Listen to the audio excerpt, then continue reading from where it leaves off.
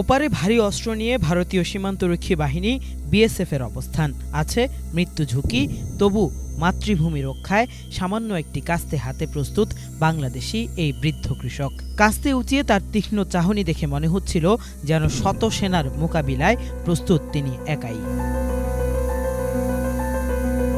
আপাত দৃষ্টিতে প্রতিপক্ষের অস্ত্রের তুলনায় শারীরিকভাবে দুর্বল বৃদ্ধ কৃষকের হাতের কাস্তে খুবই নগণ্য মনে হলেও এই চিত্র বাংলাদেশের সীমান্তরক্ষী বাহিনী বিজিবির সঙ্গে সারা দেশের মানুষের অকুণ্ঠ সমর্থনের বার্তা দিচ্ছে বলে মনে করছেন নেটিজেনরা। তাই তো সামাজিক যোগাযোগ মাধ্যমে বিজিবির পাশে কাস্তে হাতে বৃদ্ধের অবস্থানের ছবিটি শেয়ার করে সমর্থন প্রকাশ করছেন সারা দেশের মানুষ।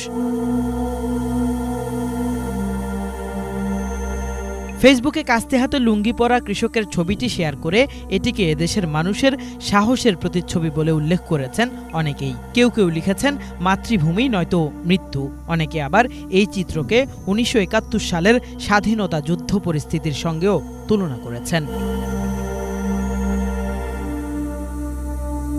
সীমান্তরক্ষী বাহিনীর সঙ্গে কৃষকের কাস্তে হাতে অংশগ্রহণ প্রসঙ্গে ফেসবুকে পোস্ট করেছেন উপদেষ্টা আসিফ মাহমুদও।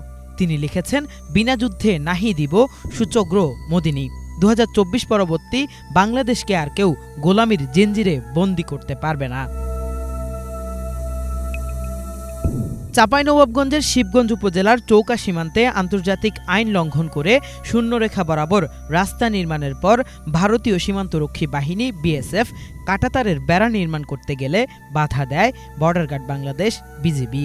এতে উভয় দেশের সীমান্তরক্ষী বাহিনীর মধ্যে উত্তেজনা তৈরি হলে সীমান্তে সৈন্য বাড়ায় দুই দেশই। এ সময় সীমান্তরক্ষী বাহিনীর সঙ্গে যোগ দেন স্থানীয় জনতাও। শেষ খবর পাওয়া পর্যন্ত বিজিবির বাধার মুখে পিছু হটেছে বিএসএফ।